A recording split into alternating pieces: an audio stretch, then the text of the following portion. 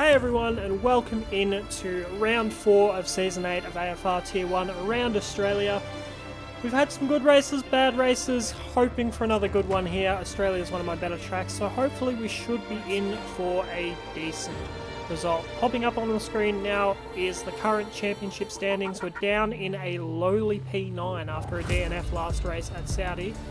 So hopefully we can improve from there. Anyway, into qualifying now for our final lap of Q1. We're at risk at the moment down in 13th, so we've got to put in a good lap here, but we are trying to do this on a worn set of softs to try and save a few sets for Q2 and Q3. Anyway, through turn 1, not a great line, we completely missed the apex there. But we push on now into turn 3. Not too bad there, maybe could have clipped the inside curb there, get a bit of extra rotation, but it's fine, we'll push through, and we're up about 2/10 now already as we head to the end of Sector 1. So overall, not too bad a first sector. Could have been a little bit cleaner here and there, but we don't want to take too many risks either, because if we invalidate, then that's lap over, done for, out in Q1. Anyway, into this next section. Pretty tricky this corner here, really got to focus on the exit though, and not too bad. We're now up 4 and a bit tenths, so still not too bad a lap at this stage. Running through the turns 11 and 12 here, really important to maximise the curbs as much as you can there without unsettling the car. Not the greatest run I've ever had through that corner, but we made it work and we're now up over half a second. Now just trying to maximise this final sector. Really easy to get the lap wrong here and to completely lose the lap as well. We're taking it a little bit easy through that third to last corner there, and not a great exit out of the second to last hairpin. Which hampers our exit out of the final corner as well, but we're crossing the line nearly a second up. Not a bad lap, but it only puts us P10. P11 with Feber setting his lap there as well, so we're still at risk here. And as we look in the race director now at the end of the session, we're down into P14, P15 now, so good chance of us getting knocked out in Q1 here. As we listen in, I'm in P15. I'm out in Q1. This is my worst qualifying performance in Tier 1 in a very long time, so it's going to be a very, very tough fight back from here. And knocked out by Pondon by 7 thousandths of a second, so really not happy with that result. Anyway, getting on to the start of the race now. We've got a lot of work to do. Not bothering with the alt strat like CJM this time. We're just going to try and send it as best we can on the normal strategy and see how we go. We get ready for 5 red lights. And it's not a terrible start. We've sort of matched Potsy in front of us and a couple of other people around us, but we're trying to take it pretty safe here, going for the outside line of turn 1. Don't want to get pinched on the inside. We look for a way around the outside of Matt Debris here, and we are actually in front of him as we lead into turn 3 here. Big L also down a lot of positions from the front row, I believe. Don't know what happened there. We're sort of a bit blocked by him, and there's no way through for us there on the outside of Matt Debris. So we settle back into 16th place. No positions gained as of yet, so still a lot of work to do. I was kind of hoping we'd get a few positions on this first lap, but at this stage it's not looking like that's going to be the case. So just sort of trying to follow Debris around at the moment. You can see we got quite a bit of pace here. We're closing in a lot under braking there. Obviously, he took a narrower line there, but we managed to gain a lot of time there. But catching a warning on the exit there on lap 1 already. So, taking a few more risks and being a bit more careless with the track limits that we need to be. Andocat really slow there, getting overtaken on the outside of turn 11. Not sure how that happened there, but it's left him a bit vulnerable to us behind him. But there's no way through at the moment in this third sector, so we're just going to have to sit and be patient as much as possible here and just look for an opportunity when it presents itself. But yeah, skipping on now to halfway through the following lap, halfway through lap 2 here.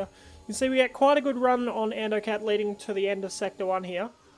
And a really, really good run through turn 6 as well. Right on the back of him. We're using all our ERS now, looking for the opportunity into turn 9 here. A little bit later on the brakes, maybe squeeze him out on the curbs a little bit with a little bit of contact, but that is that move done, and we're finally up 1 position in this race. It's taken us a lap and a half to do it, but we've managed to do it. And without losing too much time to the cars in front too. You can see how we're closing into Debris and Pondon in front of us. Pondon potentially holding Debris up a little bit here. And Debris going for a move here into turn 13. Gets it done up the inside there. But Hondon managing to get the better run through this corner here and gets the better exit. But Debris manages to hold it there on the inside. A little bit of contact and he is through.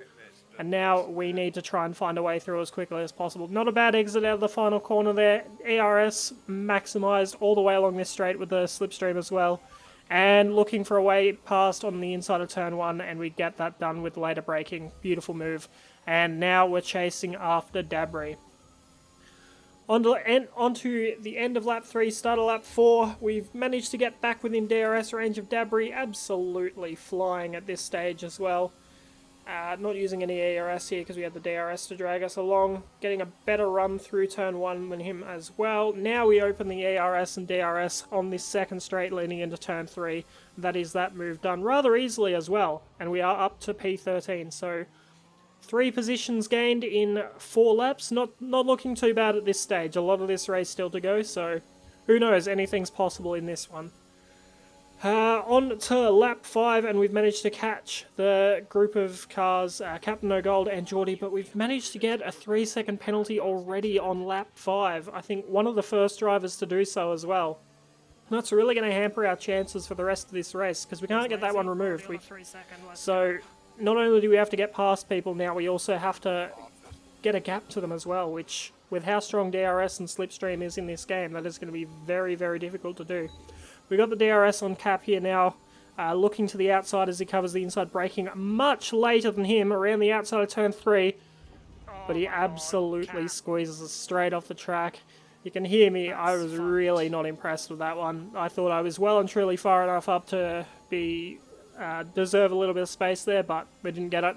On to the following lap, you can see both of us quite low on ERS here, with me with slightly more by the looks of it. Gave him a little bit of a tap into turn 1, showing our frustration with him. We're going for the same move again. He already covered the inside very early there. And once again, maybe a little bit more legally this time, but not a lot of space left on the outside of turn 3 there. Quite frustrated. You can see we get on the power quite early there and nearly lose the car. So I was getting quite annoyed with Cap at this stage of the race, I will not lie. But you can see the amount of pace we have over him at the moment there is pretty impressive. We're not really using a lot of ERS behind him, and we're just closing in braking zones quite easily here. Much better traction on the exit of turn 9 as well, and you can see just the closing speed we have along the straights as well. Maybe we were running a little less downforce, I'm not sure. Didn't really maximise the chicane here, but we managed to get a much better run and exit out of there. And Cap, without DRS here, we force him to the outside and manage to get up the inside of him and get that move done. And we're free to chase after Geordie, who at this stage is 1.4 seconds ahead of us now. Lap 9, a couple of other drivers had now pit. Our teammate in front of us, who we'd managed to catch during this stint, pulls off into the pits, and we managed to get a bit of DRS assistance from him. So we'll have DRS down this main straight and down the next straight leading into turn 3, which is really going to benefit us as we try and overcut a bunch of people. Currently, we are the last driver out on track yet to pit, other than CJM, who's still on the mediums at this stage, but something happened to him quite a long way back. So we are the only car out in front, still on the soft strategy, still out in front. And now that we have clean air, we can actually try and use some of this pace that we've sort of had to hold back a bit to avoid crashing into people, essentially. You can see the gap behind Feber on those medium tyres. He is gaining on us, but not by as much as you would expect with our old softs versus his fresh mediums. Only gained about 2/10 in the first couple of sectors so far.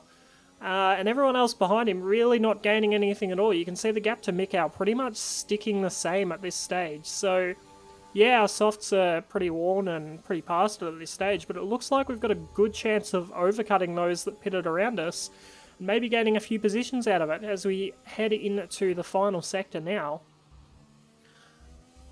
And yeah, you can see that gap to Mikau actually even extending out to nearly 12 seconds as we do this overcut. So really not bad at all as we head into the pits now.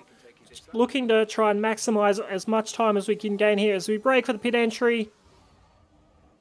Oh, fuck, I'm stupid. I am very stupid. Charles Leclerc reference right there without the Baku castle wall. Anyway, 5-second penalty that we can get removed, but potentially not worth it if we don't get a safety car. It's probably not worth pitting, and even then, if we do get a safety car, that's a lot of ground that we'll have to make up. As we exit the pit lane now, you can see we've managed to overcut our teammate easily and nearly overcutting Geordie there. Very lucky not to lose our wing on the apex of the corner there. We broke a little bit early just to be safe. Team orders there with Ackham, just because it seemed that I had better race pace for the first stint at least. We'd just let me go ahead and see what happens, and if I couldn't manage the positions, then we'd swap again. But on lap 12, we're on the back of Geordie. We're really trying to push onwards.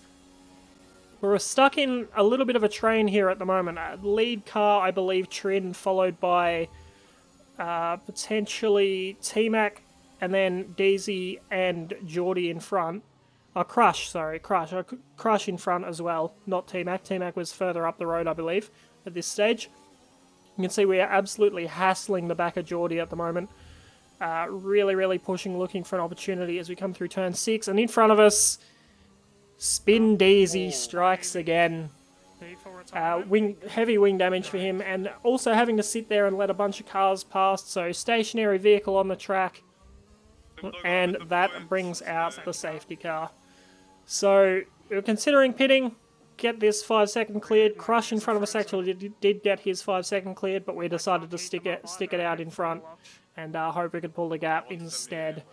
You can see as we get this safety car restart, Feber leading the pack, going very early, catching a lot of people off guard, including myself. Plus, I think we were throttle locked as well. We lose quite a bit of gap to Geordie here, and with our tyres still being quite cold, see the gap almost gets pulled out to a second in front of us. So we're going to have to work a little bit harder than I thought we would to close this gap back up and be able to fight these guys in front and maybe gain a few positions. So we'll see how we go.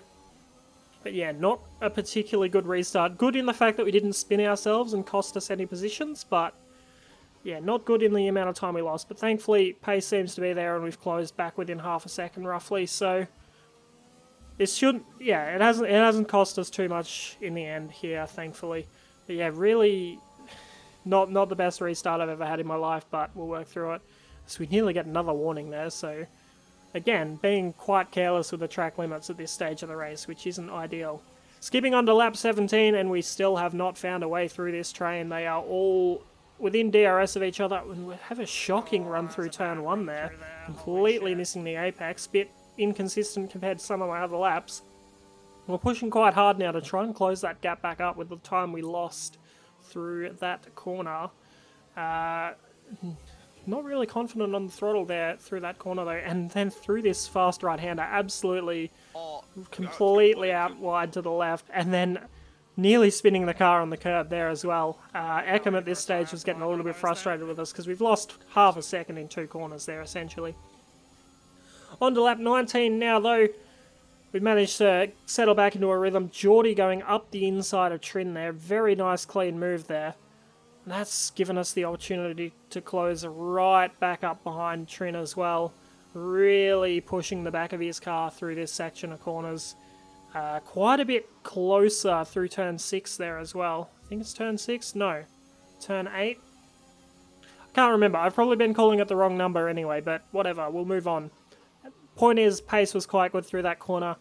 Chasing down Trin now, using a bit of ERS to make sure we're on the back of him. We've got so much more than him. Look, he is flashing below 10% before turns 11 and 12 here, but he will have DRS on this next section, so we are going to have to use quite a bit to get alongside him. We're looking for the inside line. He covers it. He moves back to the outside late, so we're forced back to the inside.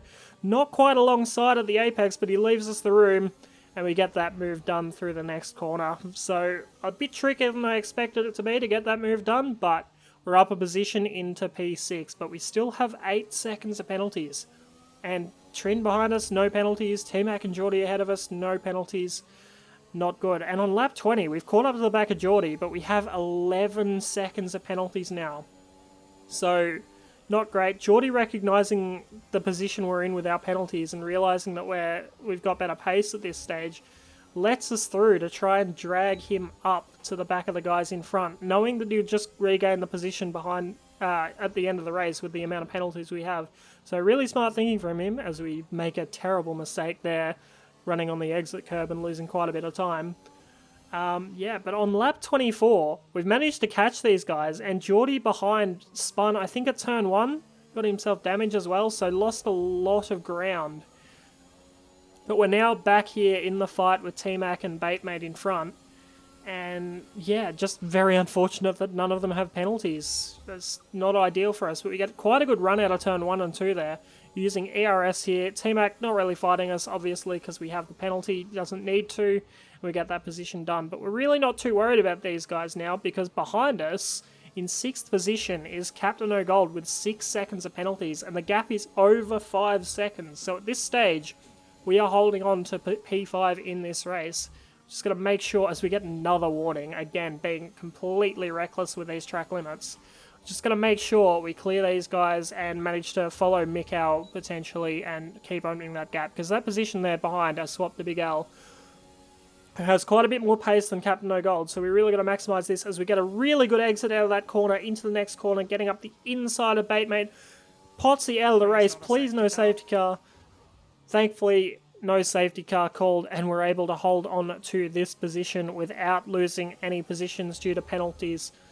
And we can chase after Mikau in front of us on lap 26 or lap 29 of 29 laps, so in quite a good position. And that was the best we could get on track. We kept within DRS range of Mikau in front, and we kept those Batemate behind us.